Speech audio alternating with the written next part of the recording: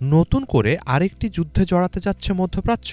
কেননা ইসরায়েলি সেনারা সিরিয়ার যত গভীরে অনুপ্রবেশ করছে, দামেস্ক ও তেল আবিবের মাঝে উত্তেজনার পারদ ততই চড়ছে। এ ব্যাপারে গভীর উদ্বেগ জানাচ্ছে খোদ জাতিসংঘ।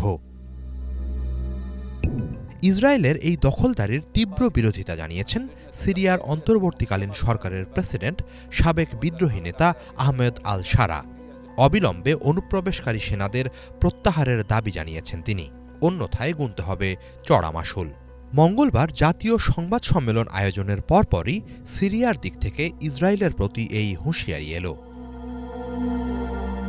গত ডিসেম্বরে আল শারার নেতৃত্বাধীন বিদ্রোহী গোষ্ঠী হায়াত তাহরির আল শাম HTS সিরিয়ার দীর্ঘদিনের স্বৈরশাসক বাশার আল আসাদকে উৎখাতের পরপরই নিরাপত্তার দোহাই দিয়ে দেশটির সীমান্তবর্তী বিভিন্ন অঞ্চলে অনুপ্রবেশ করতে থাকে ইসরায়েলি সেনারা। বর্তমানে তারা জাতিসংঘের নজরদারিতে থাকা সিরিয়ার গোলান হাইটস অঞ্চলের বাফার জোনের একাংশ দখলে রেখেছে।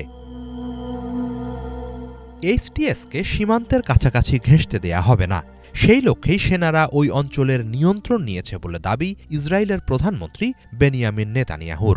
ইসরায়েল ঘেঁষা দক্ষিণ সিরিয়ায় শত্রুভাবাপন্ন কোনো গোষ্ঠী ঘাঁটি গাড়লে ভয়াবহ পরিণতি ভোগ করতে হবে বলেও হুঁশিয়ারি জানিয়ে আসছেন তিনি।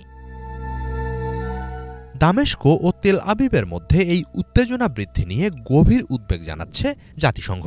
অবিলম্বে গোলান হাইটস থেকে ইসরায়েলকে সেনা সরানোর আহ্বান জানিয়েছে তারা। সতর্কতা জানিয়ে সংস্থাটি আরও বলছে, সিরিয়ার স্থিতিশীলতার প্রশ্নে আগামী কয়েক সপ্তাহ খুবই গুরুত্বপূর্ণ। শুরুতে গোলান হাইটসে সেনা মোতায়েনের বিষয়টিকে সাময়িক বলা হলেও বর্তমানে ইসরায়েল বলছে এটি অনির্দিষ্টকালের জন্য। তবে অভ্যন্তরীণ ও আন্তর্জাতিকভাবে এই দখলদারি প্রতিরোধের হুঁশিয়ারি জানাচ্ছে সিরিয়া। ক্রমবর্ধমান এই উত্তেজনা প্রশমিত না হলে যে কোনো সময় মধ্যপ্রাচ্যে আরেকটি যুদ্ধ ছড়িয়ে পড়তে পারে বলে সতর্ক করছেন বিশ্লেষকরা। এদিকে এরই মাঝে ইসরায়েল সিরিয়াকে বিভক্ত করার গভীর কূটচালে মেতে উঠেছে বলে অভিযোগ উঠছে।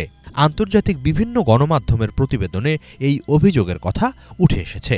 বলা হচ্ছে, সিরিয়ার সংখ্যালঘু দ্রুজ জনগোষ্ঠীর সহায়তায় দেশটিকে বিভক্ত করার ষড়যন্ত্র করছে ইসরায়েল। তবে এ ধরনের ষড়যন্ত্র কখনোই সফল হতে দেয়া হবে না বলে ইসরায়েলকে সতর্ক করেছে রাশিয়া।